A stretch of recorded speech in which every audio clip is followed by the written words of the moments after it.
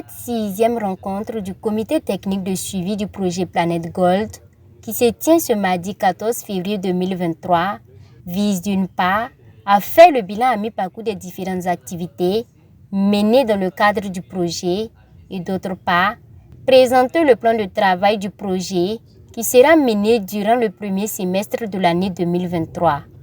Durant cette réunion donc, les participants devront examiner et valider les différents rapports de la 5e réunion et les activités du projet, puis formuler des recommandations pour la bonne marche des activités du projet. La première chose qu'on va faire, c'est faire le point qu'est-ce que nous avons fait pendant les derniers 6 mois et quels sont les défis que nous avons eus, quelles sont les activités qu'on va continuer à faire afin d'obtenir les objectifs qui se sont tracés tout au début.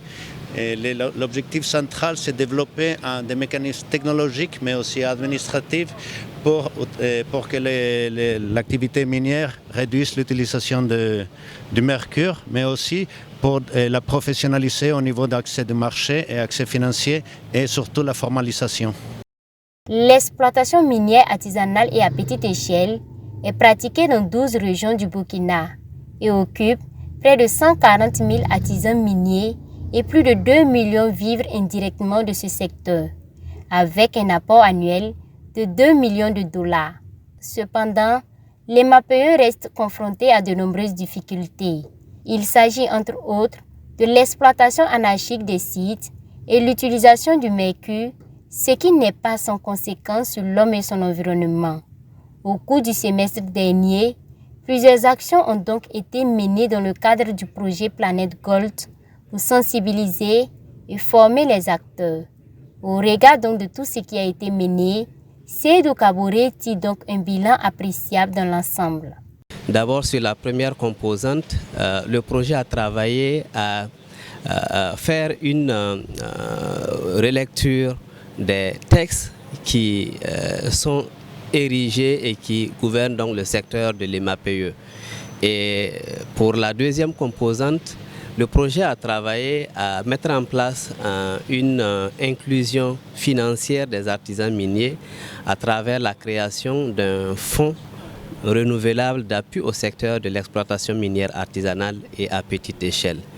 Et la troisième composante du projet, qui consiste donc à l'installation d'une unité de traitement de minerais sans mercure et l'établissement d'un programme de formation, le projet a effectivement installé dans la région du Sud-Ouest, dans la commune de Dano, une unité qui permet aux orpailleurs aujourd'hui de traiter le minerai d'or sans le mercure.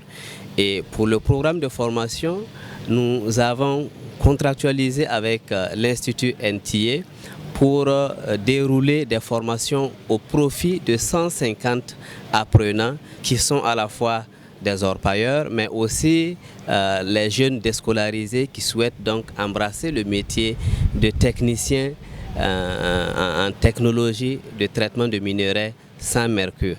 Le représentant du secrétaire général du ministère en charge de l'environnement, qui a présidé l'ouverture de la cérémonie quant à lui, salue les activités qui ont été menées par le projet Planète Gold.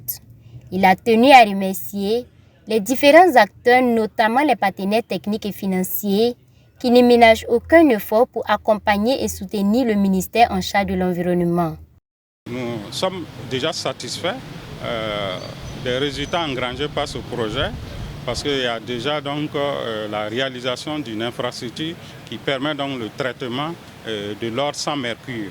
Et ça, c'est une avancée significative.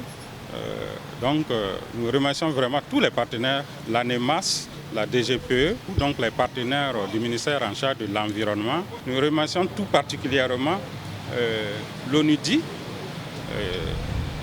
le FEM et l'AGC pour leur accompagnement dans le cadre de la mise en œuvre de ce projet. Le Burkina Faso a ratifié en avril 2017 la Convention de Minamata sur le mercure, qui est un traité mondial visant à protéger la santé humaine et l'environnement contre les émissions et les rejets anthropiques de mercure et des composés du mercure. C'est dans ce cadre qu'est né le projet Planète Gold, chaîne d'approvisionnement durable de l'orpaillage, qui est financé par le Fonds mondial pour l'environnement FEM. Le projet est exécuté ici au Burkina par l'Artisanal Gold Council et bénéficie de l'assistance technique de l'Organisation des Nations Unies pour le développement industriel ONUDI.